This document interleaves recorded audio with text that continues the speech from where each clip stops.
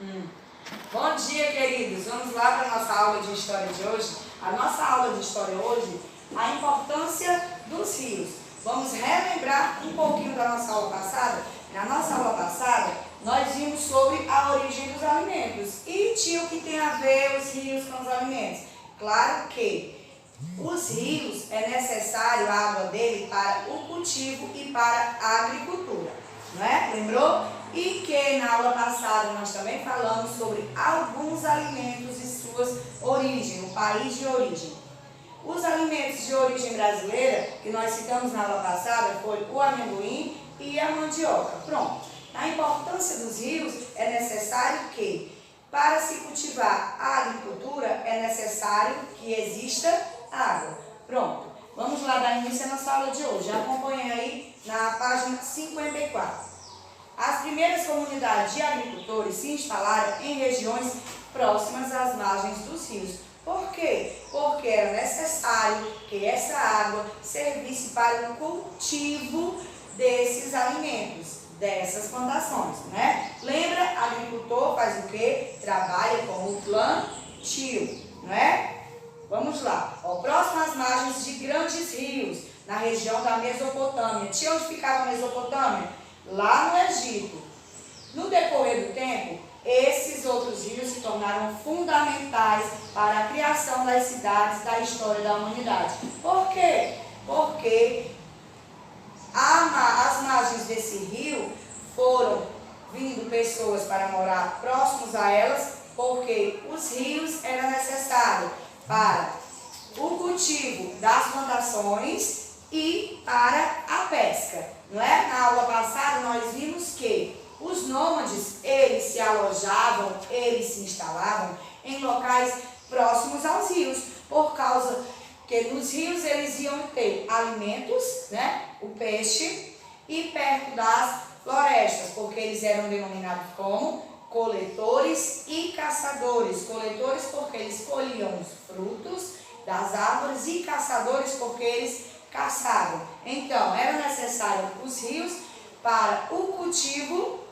dessas plantações. A vida em torno do rio Nilo. Que rio é esse? Esse foi um rio muito importante. Ó, além de fornecer água, o rio Nilo possibilitava o cultivo dos alimentos, pois transbordava na época das cheias e assim irrigava as margens, deixando-as férteis para o plantio. Como era isso? Aqui nessa página vocês podem observar o rio Nilo, né? O rio Nilo, ele transbordava. Tinha o que é isso transbordar? Tipo assim, você coloca um copo com água e quando ele derrama, ele vai além da sua margem. E acontecia isso com os rios.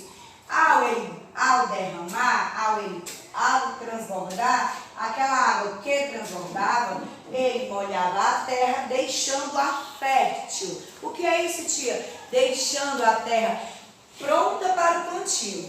Então, era por isso que as pessoas que foram se formando comunidades em volta do rio, porque era necessário que o rio deixava as terras férteis para o plantio e essas plantações serviam como alimentos. Pronto. Tia, e na época que o rio não transbordava? Na época que estava mais seco, que ele estava mais tranquilo? Pronto. Nessa época, eles faziam canais de irrigação. E esses canais de irrigação serviam da mesma maneira para irrigar a terra e para irrigar as plantações. Olha aí, para evitar a falta de água nas épocas em que o Nilo estava baixo, os egípcios construíram esses canais. Na época das cheias, esses canais eram preenchidos pelas águas que enchiam os reservatórios. Quais seriam esses reservatórios? Esses reservatórios eram espaços que eles tinham para acumular essa água. Então, no período de cheia, essa água era acumulada nesses reservatórios para que elas pudessem ser usadas na época de estiagem, na época que o rio não estivesse transbordando. Entendeu? Então, a A tia vai pôr um videozinho em seguida para vocês assimilarem melhor o conteúdo e observar bem o que a tia acabou de explicar, tá bom? Caçavam. Então, era necessário os rios para o cultivo dessas plantações. A vida em torno do rio Nilo. Que rio é esse? Esse foi um rio muito importante. Além de fornecer água, o rio Nilo possibilitava o cultivo dos alimentos, pois transbordava na época das cheias e assim irrigava as margens, deixando-as férteis para o plantio. Como era isso? Aqui nessa página vocês podem observar. O rio Nilo, O rio Nilo, ele transbordava. Tio, o que é isso transbordar? Tipo assim, você coloca um copo com água e quando ele derrama, ele vai além da sua margem. Acontecia isso com os rios. Ao derramar, ao transbordar, aquela água que transbordava, ele molhava a terra, deixando-a fértil. O que é isso, tia? Deixando a terra pronta para o plantio. Então, era por isso que as pessoas que foram se formando comunidades em volta do rio, porque era necessário que o rio deixava as terras férteis para o plantio e essas plantações serviam como alimentos. Pronto. Tia, e na época que o rio não transbordava? Na época que estava mais seco, que ele estava mais tranquilo? Pronto. Nessa época, eles faziam canais de irrigação.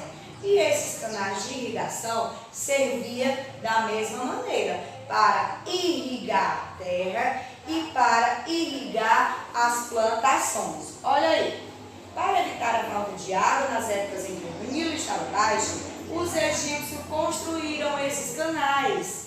Na época das cheias, esses canais eram preenchidos pelas águas que enchiam os reservatórios. Quais seriam esses reservatórios? Esses reservatórios eram espaços que eles tinham para acumular essa água. Então, no período de cheia, essa água era acumulada nesses reservatórios para que elas pudessem ser usadas na época de estiagem, na época que o rio não estivesse transbordando. Entenderam?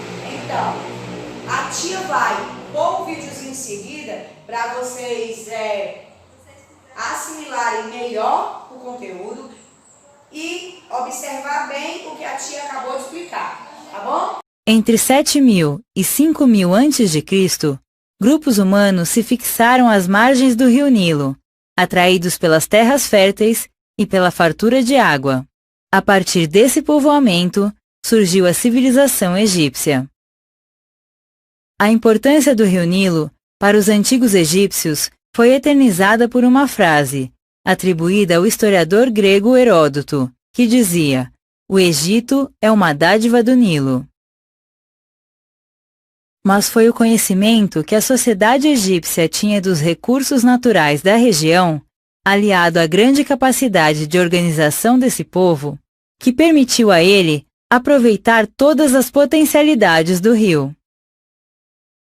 Sem os milhares de trabalhadores que construíram obras hidráulicas, cultivaram as plantações e se encarregaram do transporte de produtos e de pessoas, as dádivas do Nilo não teriam sido aproveitadas. O abastecimento de água para as plantações e para a população era feito por meio de canais de irrigação. Parte da água era mantida em reservatórios para ser usada nos períodos de estiagem. A construção dos canais demandava o esforço de muitos trabalhadores, que eram recrutados pelo faraó. As obras hidráulicas eram realizadas entre julho e outubro, durante as cheias do rio Nilo. Nesse período, os trabalhadores também eram convocados para a construção de templos e pirâmides. Entre novembro e junho, ocorria o período da vazante do Nilo, quando as águas recuavam e o solo das margens se tornava muito fértil. Nesse momento, todo o esforço era direcionado para o cultivo de produtos agrícolas, como o trigo, a cevada e o papiro. Homens e mulheres trabalhavam nas plantações. Mas os benefícios trazidos pelo Nilo iam além da sua utilidade para a agricultura. As águas do rio eram também uma importante via de transporte. Sem elas, não teria sido possível erguer tantos templos e pirâmides em um território tão vasto, já que o transporte de pessoas e de materiais para as obras era feito por grandes embarcações. Para irem do sul ao norte, com a correnteza a favor, os navegadores egípcios utilizavam remos. Na direção contrária, içavam velas e se moviam aproveitando a força dos ventos.